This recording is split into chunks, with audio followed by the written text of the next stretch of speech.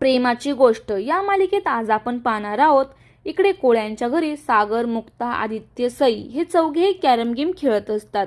Lucky, Indra, कोमल हे त्यांना cheer up करत असतात. पण सावनी मात्र किचनमध्ये काम करत असते. सावनी या सगळ्यांकडे बघून तोंड वाकडं तिकडं करत असते.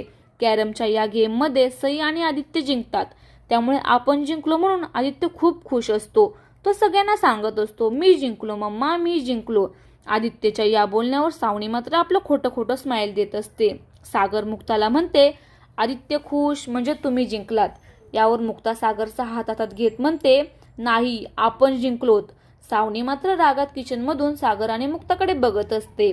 आता सावनी चिडत रूममध्ये येते आणि म्हणते, ही मुक्ता काय खेळते माझ्याबरोबर. एकतर हे घर माझ्या नावावर होता होता राहिलं आणि हा आदित्य मात्र मस्त बाहेर सगळ्यांबरोबर रमलाय, खेळतोय, सगळ्यांच्या मनासारखं होतंय, फक्त माझ्याच मनासारखं होत नाही. हे सगळं असंच राहिलं ना, माझ्या आता जे काही उरलंय ना ते पण नाही, सगळं निघून जाईल. या घरात माझी किंमत काहीच राहणार नाही मग. आणि आदित्य जर सजासजी यांच्या नादी लागला ना तर झालं, असं असं हाकलून देतील या घरातून. नाही नाही, माझा हुकमाचा एक का, माझी सोन्याची अंड देणारी कोंबडी मी अशी नाही जाऊ देणार. नाही, काहीतरी करावं लागेल मला.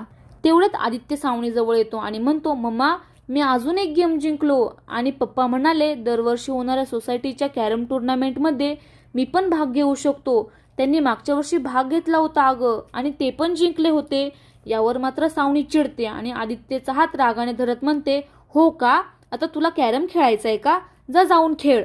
मला हे तुझं वागणं अजिबात नाही आवडलं, असं ती मोठ्याने ओरडत असते. तेवढ्यात मुक्ता दारात येऊन उभी राहते. मुक्ताला पाहून सावनी अचानक आदिशी शांतपणे बोलायला लागते.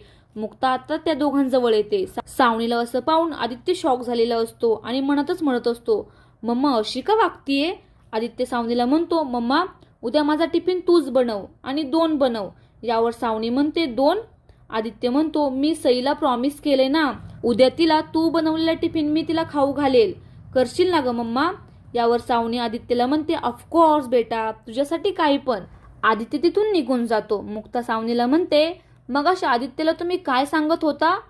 यावर सावनी म्हणते, नाही काही नाही, म्हणजे हो ते होमवर्क बद्दल, बाकी काही नाही. यावर मुक्ता म्हणते, ऐकला हो मी, आता आदित्यने हक्काने तुम्हाला डबा बनवायला लावलाय आणि सईला पण. त्यामुळे उद्या तुम्ही 5 वाजता नाही या, 4 वाजता उठा.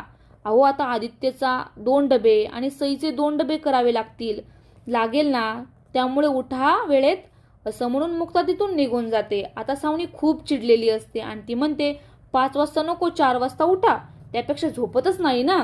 आता पुढच्या भागात पाहूया सावनी सईसाठी आणि आदित्यसाठी डबा बनवते की नाही. असेच नवनवीन व्हिडिओ पाहण्यासाठी आपल्या चॅनलला सबस्क्राईब नक्की करा. हा भाग पूर्ण पाहिल्याबद्दल धन्यवाद.